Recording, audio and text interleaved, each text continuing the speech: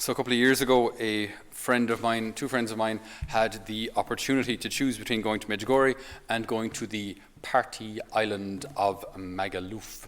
And they decided to go to Magaluf instead. So off they went, and they got there, and whatever it was, 33, 34 degrees. So they got there, gee, we're not built for this. So then they spent most of the day in bed, the first day on arrival.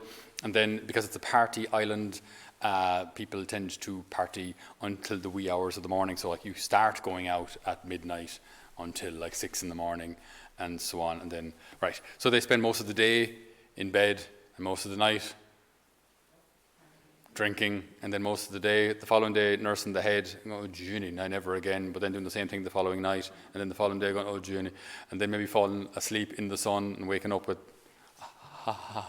and then partying all night. Anyway, so basically at the end of it, they said, that was absolutely miserable. And if I had a choice between Medjugorje and Magaluf ever again, I will choose Magaluf every single time. Sorry, did I say Magaluf? Medjugorje. I will choose Medjugorje every single time. All right? He said, and I've seen this from the earliest days of our youth group, and that people, they come along to Medjugorje with us. This is back in the mid-90s. And from then on, and they'd say, okay, I've gone to Medjugorje 3 times, I'm going to go to Lanzarote or something.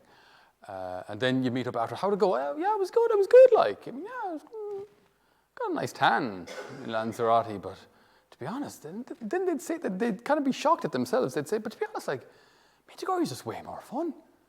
Or it's more the group, like when you're out there with a group, a group of good people, good prayerful people, and do you know what I mean, the ice creams and the pizzas all night, well, all until 10:30 or 11 o'clock at night, and then the poor staff there in Colombo's going, oh, you want more ice cream? How can you want more ice cream? You're here for the 5th time today.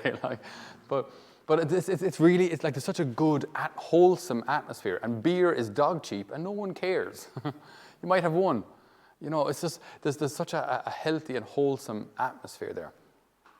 So we see that our faith is anything but boring. When our faith is lived right, it's life-giving, and it's fun. It's joyful. It's not a list of rules. The rules are necessary as well, of course they are, but you don't live your life according to rules. You live your life according to love, and then the rules are plain obvious. The rules they fall into place. It's plain obvious. If I love the Lord and love my wife, I don't commit adultery. I don't need a rule to tell me I shouldn't commit adultery. That's plain obvious, if I love. So when the Lord comes into our lives, what he reveals to us is life and life to the full. And the enemy will try and convince us that every single other possible lifestyle is more fun than what God offers us. And that's just one big fat lie. That's very theologically said there now. Big fat lie. But that's what it is. It's just not true. It's not true.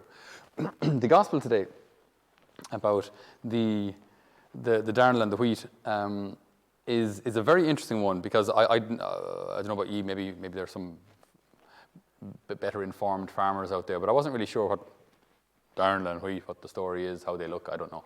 But I found a really interesting article that describes how if you plant them together, what happens. When they sprout and they're at the grass form, they're practically identical. They both look like grass. Yay high, both green, yay long, you can't tell them apart. Okay?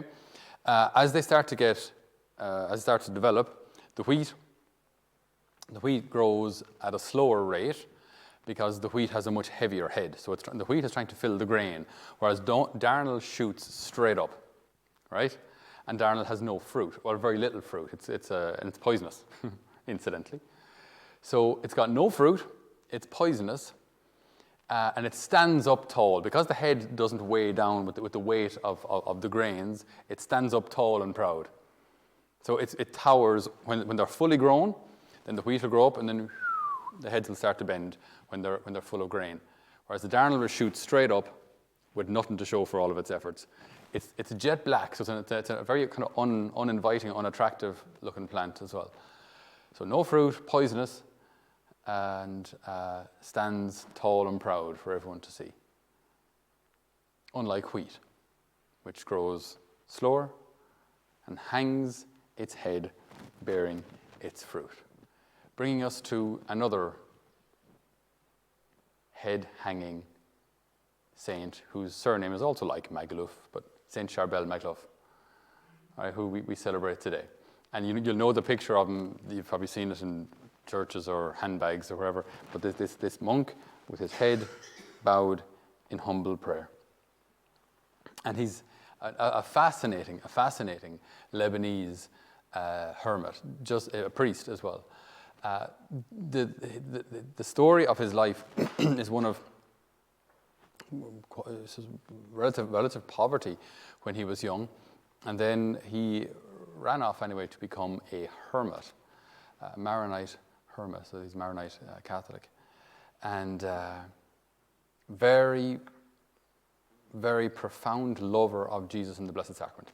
Loved spending time in adoration, and so he would spend hours and hours in adoration. People would come to him for advice, but he was very, very softly spoken, very, very gentle. Apparently that there were some miracles worked through his intercession during his life, but when he died in 1898, for 45 nights, there was a mysterious light over his tomb. And people seeing this supernatural phenomenon, they thought it might be good to exhume the body. Like, obviously, is this like a divine sign that this is a saint or what? So they exhumed the body, and the body had started to this is always a little difficult to describe to children because it sounds gross, but there you go. The body had started to ooze an oil, right? Which people then blessed themselves with and discovered that it had miraculous healing properties. This happened for 67 years, and it said that, judging by they put a kind of a bucket to collect the oil coming off the body, and over the course of 67 years, about 20,000 litres of this, that's 20 tons of oil was collected off. Now, he didn't weigh that much, like he wasn't that big a fella at all. So to get 20, like it's another miracle, like to get 20 tons, 20,000 litres of this oil off him, which then went around the globe, and countless, they lost count of the number of miracles attributed to it. So here is a man like the wheat, who grows up quietly, not drawing any attention to himself, bows his head in prayer. And because he does so, he bears much fruit years after his death. Died in 1898, that's 133 years ago, and he's still doing mission. He's still, like, he was a hermit, like, so he didn't meet that many people, and he definitely didn't travel. Whereas now, here we are in Ireland, he was in the Lebanon, and we're talking about him and being inspired by his life and his prayer. His mission has continued despite his hiddenness. Why? Because he was, like we were meditating over the last couple of days, the vine and the branches. I am the vine, says the Lord, you are the branches. He remained connected to the Lord.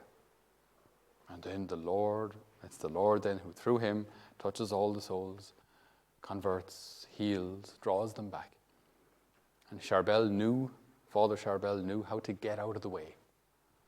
You know, how to bow his head in prayer and not be an obstacle, not draw attention to himself or draw people to himself, but how to draw everyone to the Lord.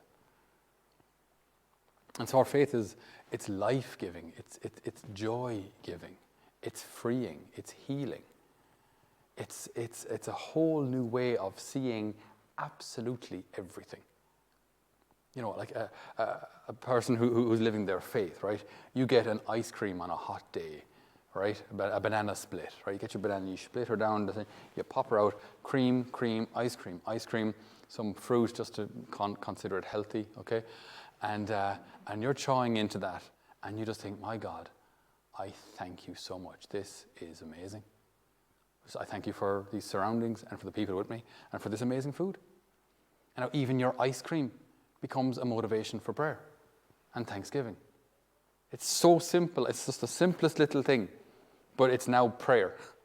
Or even like when you're preparing a meal, and it might be hot, and you're in the kitchen on a day like today now, and you're peeling spuds, or you're standing over a big pot of pasta, trying to keep the steam out of your eyes, and the whole place just fogging up, and you say, Lord, look, I thank you for this, for the privilege of being able to to make people happy through food. Why do I keep talking about food? You wouldn't think it's a look. You wouldn't think it's a look. Okay, something else. Maybe sport, right? You see, the Olympics are coming up. I'm not sure if you have any interest in the Olympics. It's kind of really taken a backstage now because of COVID and that, and no crowds. Or hurling, right? You see a good match, right? And just like the skill and the drama of it all. And Lord, I thank you for sport. So everything then takes on a whole new kind of flavor and meaning. And then there are the harder things, where a cross comes your way, some sort of a difficulty, and maybe you don't see the reason for it. Maybe that there is no kind of human or logical reason for it at the moment that you can see. We say, Lord, I trust you. I trust you. I don't know the full picture here, but I trust that you have a plan in this, that you have a reason for this. And so like Saint Charbel, like Our Blessed Lady, I bow my head before this. I don't have to understand. I'm not the main man here. I bow before you, and be it done unto me according to your word. And difficulties will come, and old age will come, and things will start to seize up and slow up, and the memory won't be as sharp as it once was, and that will happen. That's going to happen. But in all of these things, then, one by one, the Lord has given me so many gifts throughout my life, and then one by one, I get to give them back and say, Lord, I had them for 80 years or 75 years, whatever it was, and now I return them to you. I thank you for the health that I had while I had it, and I hope that I did the best I could with it, and the intelligence that I had, and the good looks that I had, and the influence that I had, and the music that I was able to play. I had these things, these gifts for a while. They are such that they're loaned to me, and I hope that I did the best I could with them while I had them. And now I return them to you in humility. And so my life then just becomes one great big prayer and one great big act of service. And why is that important? Because what do you think heaven is? Where we spend all eternity with God in one eternal act of prayer, one eternal union of my will with His for all eternity. It's a life of prayer. So everything we do, I'm not really sure. It's amazing, considering heaven is so important. There's so little written about it in the Catechism. Actually, there's an awful lot we don't know. We know the most important things. It's going to be epic. That's not exactly theological language. We know it's going to be absolutely fantastic. We know it's going to be perfect. We know it's going to be perfect joy for all eternity, where the Lord will wipe away all tears. So there's no more death, no more sorrow. That we know. We know we're made like God, and that we become partakers of His divine nature. Yes. We know that initially when we die and go to heaven, we won't have our bodies, but that eventually, at the end of time, we will be reunited with our glorified body. I think I'm going to be a lot more tanned in my glorified body and be somewhat more sunproof. So it's a glorified body. So it won't be the body at the age you died in, because that would be a little unfair. No, we get a glorified body. Now, how exactly that works, we don't really know. But then if we have a body, that means we have to eat. So what do we eat in heaven? We don't really know. There's a lot we don't know about heaven, but we don't need to know. We don't need to. We'll see when we get there. But it's just going to be absolutely fantastic, like that up in heaven with the Lord for all eternity. He will be our everything for all eternity. And we will be perfectly complete and happy for all eternity, and never get bored of that, because love doesn't run out, especially divine love. Discovering, like we were talking about yesterday, in discovering prayer. When you kind of take a step forward in prayer, you look back kind of embarrassed at how you've been praying thus far, and maybe a year or two later you have another good experience, a good retreat, and then you go, oh my goodness, how have I been praying for the last 25 years? And then you take it. So it's even here on earth, when we take a step forward in holiness or in depth of prayer, we realize, how didn't I know this before? Why did no one tell me this? But imagine, for all eternity with God, we'll never run out of things to discover. We'll never run out of digging into this mystery of divine love. Never. We'll never run out of it.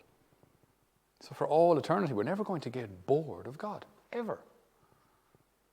This is all what's ahead of us. And how do we get there? We get there following the example of our Blessed Lady, following the example of Saint Charbel. Behold the handmaid of the Lord, bowing our heads in humility and allowing the Lord then to cause much fruit through us.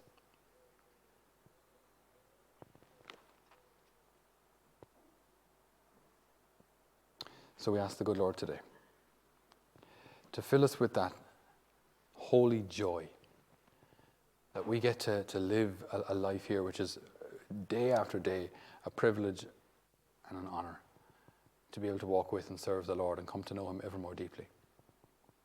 And we pray that the opportunities that we have, that we won't waste them.